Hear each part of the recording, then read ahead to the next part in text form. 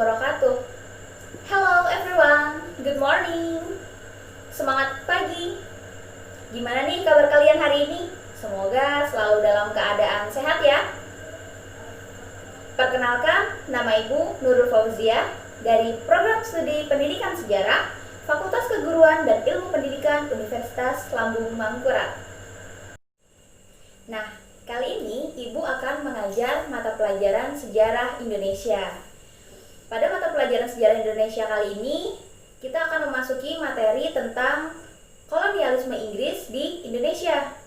Nah, perlu kita pahami bahwa kedatangan Portugis di Maluku ini telah mendorong perdagangan rempah-rempah di seluruh dunia itu semakin meluas. Jalur perdagangan antara timur, yaitu Indonesia, dengan Eropa semakin berkembang. Bahkan, Lisabon dalam waktu yang sangat singkat dapat berkembang menjadi pusat perdagangan rempah-rempah di Eropa Barat. Dalam hal ini, Inggris dapat mengambil keuntungan yang sangat besar. Bahkan rempah-rempah ini bisa secara bebas didapat dan akan mendapatkan harga yang relatif lebih murah di Lisabon. Nah, rempah-rempah itu kemudian akan diperdagangkan di daerah Eropa Barat, bahkan sampai di Eropa Utara. Nah, tetapi karena Inggris terlibat konflik dengan Portugis dan Spanyol, sehingga Portugis berada di bawah kekuasaan Spanyol, maka Inggris pun tidak bebas untuk mendapatkan rempah-rempah lagi di Lisabon. Nah, oleh karena itu, Inggris berusaha mencari sendiri negeri yang memiliki rempah-rempah itu. Negeri penghasil rempah-rempah yang sangat banyak itu kan salah satunya ada di Indonesia. Atau pada saat itu belum ada dikenal nama Indonesia, namun sebutannya adalah Nusantara. Banyak anggota masyarakat, para pelaut, dan bahkan para pedagang yang tidak melibatkan diri dalam perang. Justru mereka malah mengadakan pelayaran dan juga penjelajahan samudera. Untuk menemukan daerah penghasil rempah-rempah itu, Inggris pertama kali sampai di India. Nah, Inggris sampai di India itu pada tahun 1498 dengan mengikuti rombongan Portugis yang dipimpin oleh Vasco da Gama. Untuk memperkuat daya saing para pedagang Inggris di dunia timur ini, kemudian dibentuklah kongsi dagang.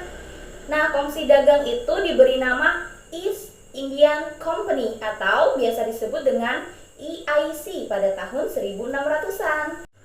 Nah, awal penjajahan Inggris di Indonesia ini terjadi pada tanggal 18 September 1811. Nah, pada saat itu dimulainya kekuasaan Inggris di Hindia. Nah, Hindia itu adalah sebutan untuk Jawa pada masa itu. Gubernur Jenderal Lord Minto secara resmi mengangkat Thomas Stamford Raffles sebagai penguasa, dan pada saat itu pusat pemerintahan Inggris berkedudukan di Batavia. Dalam rangka menjalankan pemerintahannya, Raffles berpegang pada 3 prinsip. Prinsip yang pertama yaitu segala bentuk kerja rodi dan penyerahan wajib dihapus, diganti dengan penanaman bebas oleh rakyat. Yang kedua, peranan bupati sebagai pemungut pajak dihapuskan dan para bupati dimasukkan sebagai bagian dari pemerintah kolonial. Yang ketiga, atas dasar pandangan bahwa tanah itu milik pemerintah, maka rakyat penggarap dianggap sebagai penyewa. Kemudian, kebijakan yang dilakukan oleh Inggris dalam bidang pemerintahan ada 3. Yang pertama yaitu, secara geopolitik, Jawa dibagi menjadi 16 keresidenan. Jadi, untuk memperkuat kedudukan dan mempertahankan kekuasaannya di Nusantara, Raffles mengambil strategi untuk membina hubungan baik dengan para penguasa dan pangeran yang sekiranya membenci Belanda. Itu merupakan salah satu taktik dari pemerintah Inggris.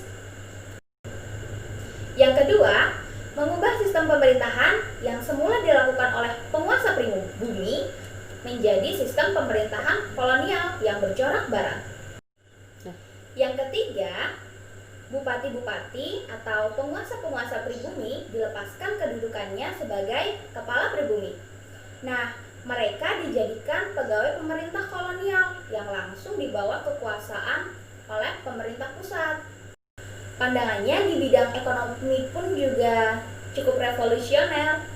Raffles berusaha melakukan beberapa tindakan untuk memajukan perekonomian di Hindia. Tetapi program itu tujuan utamanya adalah untuk memberikan keuntungan atau meningkatkan keuntungan pemerintah kolonial. Beberapa kebijakannya pun juga cenderung lebih menguntungkan pemerintah kolonial.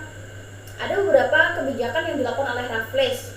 Antara lain, yang pertama adalah pelaksanaan sistem sewa tanah atau pajak tanah yang kemudian merupakan dasar dari perkembangan sistem perekonomian uang. Kemudian yang kedua, penghapusan penyerahan wajib hasil bumi. Yang ketiga, penghapusan kerja rodi dan perbudakan. Yang keempat, penghapusan sistem monopoli. Dan yang terakhir, yang kelima, yaitu adalah peletakan desa sebagai unit administrasi penjajahan. Kemudian selanjutnya, pada bidang ilmu pengetahuan, ditulisnya buku berjudul History of Java. Dalam menulis buku tersebut, Raffles dibantu oleh juru bahasanya, yaitu Raden Aryo Notodiningrat dan juga Bupati Sumenep yang bernama Notokusumo II. Selain itu, Raffles juga aktif dalam mendukung sebuah perkumpulan kebudayaan dan ilmu pengetahuan. Kemudian, Raffles juga menemukan bunga bangkai yang akhirnya diberi nama Rafflesia arnoldii. Yang terakhir adalah dirintisnya Kebun Raya Bogor yang masih ada hingga saat ini. Sekian pemaparan materi dari Ibu. Semoga materi kali ini bisa bermanfaat. Jangan lupa belajar di rumah. Dan Ibu juga selalu mengingatkan ke kalian bahwa pada masa pandemi COVID-19 ini, jangan lupa tetap jaga kesehatan, jaga kebersihan, jangan lupa pakai masker, dan stay healthy, stay safe, dan sampai jumpa.